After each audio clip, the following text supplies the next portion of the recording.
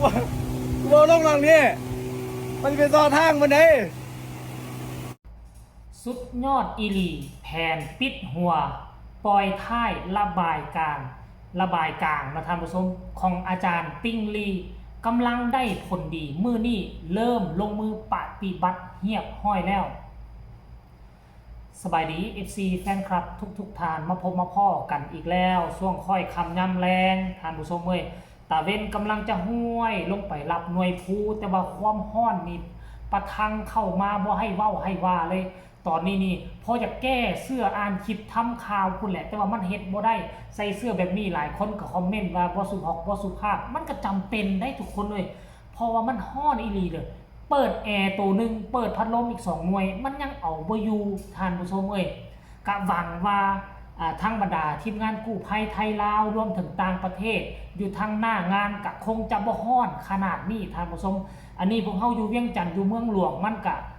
คงจะห้อนกว่าป่าไม้ส่วนใหญ่มันหายไปแล้วซึ่งแตกต่างจากไซสมบูรณ์ป่าไม้ยังอุดมสมบูรณ์ก็คงจะบ่ฮ้อนขนาดนี้อยู่เขตนั้นเนาะท่านผู้ชมเนาะดังที่ทุกคนรู้จักกันดีหลังจากที่ช่วยเหลือ5คนออกมาได้มีวลีเด็ดของอาจารย์ติ้งลีเพิ่นก็บอกว่าเนาะ2คนนี้อยู่เอาเลิกแน่น้ำก็ท่วมขังหลายวิธีที่จะแก้ไขเอา2คนนี้ออกมาได้ก็คงจะเฮ็ดตามแผนเนาะปิดหัวปล่อยท้ายระบายกลางเห็นเพิ่นเว้ามาเป็นเวลา2วันและเพิ่นก็ย่างสำรวจด้วยตนเองมาในมื้อนี้เห็นเพิ่นได้ลงมือทำเป็นที่เรียบร้อยแล้วเนาะโอ้เอาใดของอีหยังก็สุดดับเพลิงบ่มาจากประเทศไทยผมมาใส่กับใดทั้งฝั่งลาวใส่กันซัดจวดถึงแม้ว่าทั้งฝั่งลาวบ่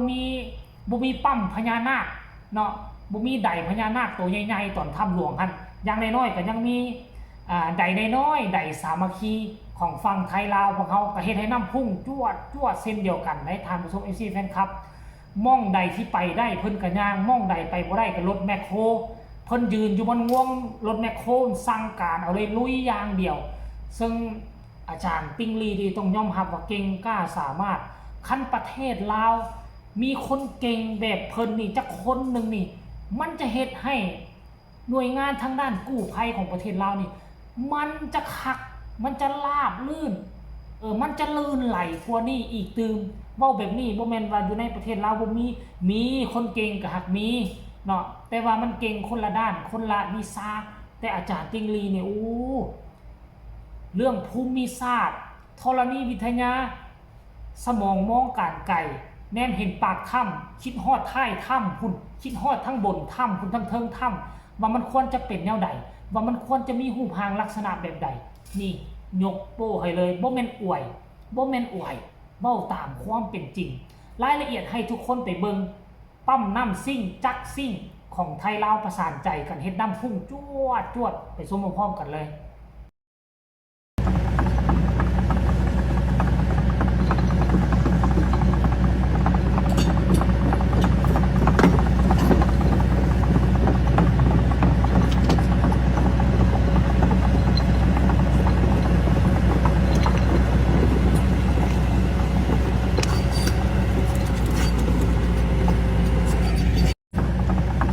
อาจารย์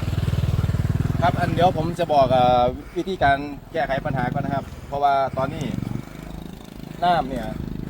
ปลายทางมันยังซ้ำเก่าอยู่นะครับแค่ห้าเพิ่มตัวสูงมากแต่ว่าการระบายน้ำมันได้บ่ทันดีน้ำตัวนี้มันก็เลยดันตาน้ำเพราะมันดันตาน้ำข้างในก็เลยปล่อยออกมาซ่าแล้วเขาต้องฝ้าเอาน้ำตัวนี้ออกอาจจะใส่เครื่องสูบน้ำแรงดันสูงหรือเครื่อง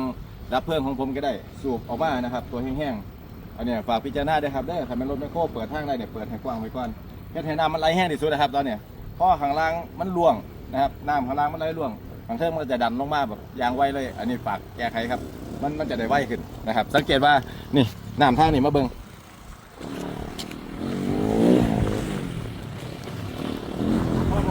ทางน้ำเนี่ยมันจะว่าไงอาจารย์พอเขาได้เปิดทางน้ำแล้วเนี่ยน้ำก็ไหลขึ้นมาดีก็เก่าแน่อยู่แต่ว่ามันต้องเปิดให้ใหญ่กว่านี้อีกแล้วก็แค่ให้มันค่อยลงมาเพิ่มอัตราการสูบให้แห้งขึ้นน้ำออกไว้ถังเทิงกระบกลงไว้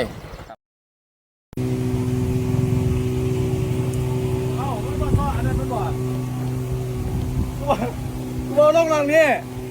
มันเป็นซอทางมันไหน เมื่ออาจารย์หุดทางเพิ่นบอก เราระบายน้ำปลายทางนะครับ ระบายน้ำปลายทางที่ปลายจะเรียกว่าปลายอุโมงค์ก็ไม่ได้ปลายถ้ำก็ไม่ได้ แต่ว่ามันอยู่ในเทลที่น้ำมันเข้าไปอยู่ในโถงที่ทั้งสองคนนั้นติดอยู่นะครับลากเทลมาแล้วเนี่ยมันเป็นทานน้ำตัวนี้แหละก็เลยปิดหัวเปิดท้ายเนี่ยคือเปิดท้ายระบายกลางนะครับอีกตัวหนึ่งก็สูบอยู่นะไม่ใช่แค่ตัวนี้ตัวเดียวนะครับตอนนี้เร่งสูบออกมานะครับใช้เครื่องสูบน้ำแรงดันสูงที่เอามาจากเมืองไทยเรานะครับเป็นเครื่องฉีดน้ำดับเพลิงนะครับก็ถือว่าโอเคอยู่นะครับโอเคเร่งๆกันครับช่วงนี้ฝนมาเยอะเราต้องทำงานแข่งกับเวลา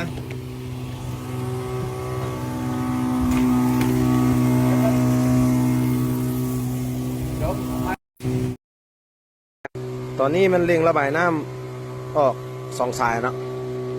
แต่ว่าใดที่ว่าแห้งๆเนี่ยมันใดของทางกู้ภัยไทยเนาะแห้งอีหลีเนาะแต่ว่าก็ระบาย2 เส้นวันนี้ถือว่าโปมน้ำอย่างเดียวนะวันที่2เวลา1:44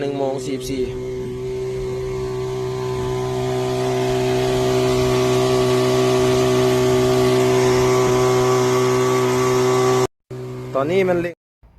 การที่เฮ็ดแบบนี้มันดีได้เนาะใดมันจะช่วยระบายน้ำจากปกตินี่เฮาปั๊มน้ำน่ะปั๊มเพียงแต่ปากถ้ำอยู่บริเวณที่กู้ภัยตั้งแคมป์อยู่เฮาระบายเพียงแต่ทางเดียวแล้วบัดนี้ไปอุดปลายได้อุดปลายถ้ำเนาะอุดต้นถ้ำบนน้ำเข้าระบายปากแล้วก็ระบายกลางปล่อยปากระบายกลางปัจจุบันนี้กลางนี่ปล่อยอยู่หั่นแล้วระบายเรียบร้อยแล้วน้ำพุ่งจวดค่อยคาดว่ามื้ออื่นนี่คงจะได้ยินข่าวดีว่าน้ำลดฮวบ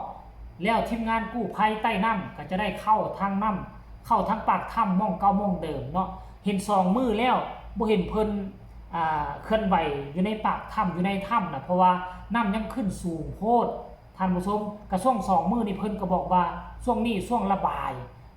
น้ำให้มันได้ออกหลายที่สุดแล้วก็หลายทางระบายสำรวจปากถ้ำก็ยุดไปก่อนแต่ว่ายังอีกทีมนึงสำรวจปองปากเทิงเข่าเทิงถ้ำห้อยโหนสลิงลงไปอันตรายสำใดก็ยังเฮ็ดอยู่ช่วง2 มือนี่ต้องมอบพลานาทีอันนักหน่วงให้กับทีมโหนสลิงท่านผู้ชม FC แฟนคลับทีมไปไต่ปีนเนาะอันนี้คือเหตุการณ์มื้อนี้ล่าสุดเลยจากเพจของอาจารย์ติงลีนั่นเองท่านผู้ชมเนาะคนลาวคนไทยได้มาเห็นคลิปนี้แล้วพวกจะมีความรู้สึกแนวใดก็สามารถประกอบคำคิดคำเห็นมาได้ขอให้น้ำแห้งไววาสักกะแล้วเพราะว่ามันเพิ่มเนาะมันเพิ่มทางปั๊มน้ำเนาะดูดน้ำออกตั้งว่าเป็น2 ทางน่ะก็คาดว่าอีกบ่กี่เท่าใดชั่วโมงนี่เฮาอาจจะได้ยินข่าวดีก็เป็นไปได้เนาะฝากกดไลค์กดแชร์กดติดตามที่สำคัญอย่ากดข้ามโฆษณาพอกันใหม่ในคลิปหน้าลาทานผู้ชมไปก่อนสบายดี